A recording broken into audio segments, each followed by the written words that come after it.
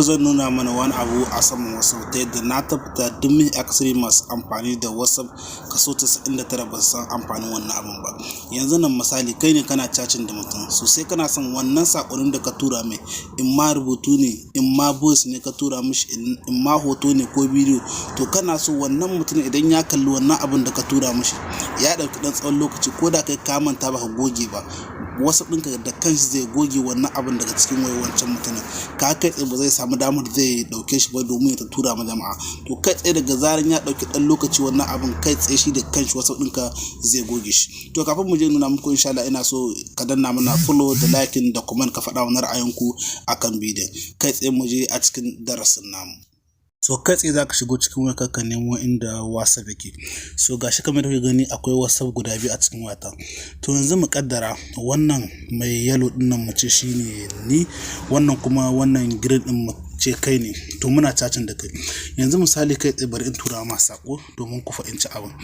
Yanzu na misali kai tsaye sai in nemo ka, muna chatting da kai sai in rubuta ma assalam. Na rubuta maka assalam na tura. To yanzu mu kaddara muna ta chatting da yawa da kai, so yanzu kai tsaye za ka ga assalam din ta shigo maka ga ta nan kamar da kuke gani, kai tsaye gashi nan assalam ta shigo. To yanzu nan misali ta yaya za a yi wannan assalam din ko kuma duk wani chatting da muka yi da kai kawai kai tsaye da ya dauki dan lokaci misali ya goge kanshi da kanshi. To yanzu gashi kamar ku gani na yi chatting da yawa da mai wannan neman, to ina so wannan sakonnin duka su rika goge kansu ba tare da ni na goge su ba. Kai tsaye sai ka zo sai ka taba akan nan wurin. So bayan ka taba akan nan wurin, so gashi nan kamar ku gani, oh I'm sorry ku dan fita daga cikin shi. So haka ne kai tsaye gashi nan kamar ku gani, bayan gashi nan wannan neman haka na tura mai wannan sakon, kai sai ka taba nan wurin. So kai tsaye kamar ku gani wannan ce profile ɗinka kai da muke chatting da kai. So kai tsaye sai in zo sai in jawo ƙasa, sai in jawo ƙasa. So kai tsaye za ka ga nan wurin ga wurare nan ga san kamar ka gani ga alamar security ga sakonni da sauransu.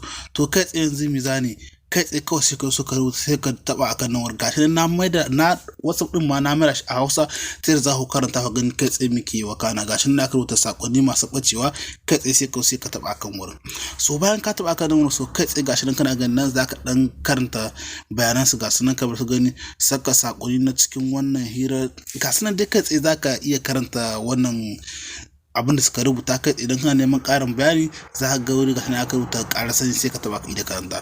To sai nan wurin gashi nan kuna gani abin mai muhimmanci wannan zaɓukan guda 4 gasu nan. Ga ɗaya wanda aka rubuta awa 24, ga ɗaya wanda aka rubuta mako guda ma'ana kwana 7, ga wanda aka rubuta kwana 30, ga wanda aka rubuta kashe. To zai idan kun yi chatting da mutum kana son duk bayan awa 24 duk wani chatting da kai tsakanin kai da shi da wanda ya turo ma da wanda ka tura WhatsApp ya kamfanin WhatsApp ya goge shi, kai sai ka taba wannan 24 hours.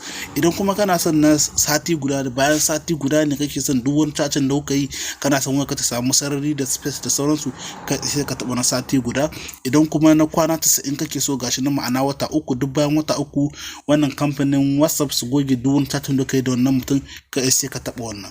Idan kuma baka son kai tsaye sai in kai ne za ka goge su, baka son kamfanin WhatsApp ya goge ma duk wani chatting da kai da mutum, kai sai ka taba akan nan wurin da aka rubuta kashe. So gashi nan kamar ka gani sai ka zaɓi wane ne ya dace da kai sai ka yi amfani da shi. So ni bari in zaɓi na 24 hours. So bayan ka zaɓi na 24 hours awa 24 wanda ka ga yama, kai sai ka fita. To yanzu misali bari ku ga in fita.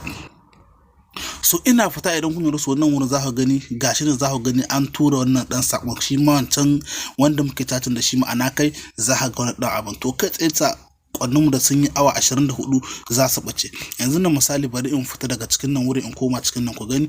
So kai tsaye ina koma nan su nan wurin shi ma kai tsaye za ku ga wannan sakon wanda na sa na awa 24 gashi nan wurin ya shigo.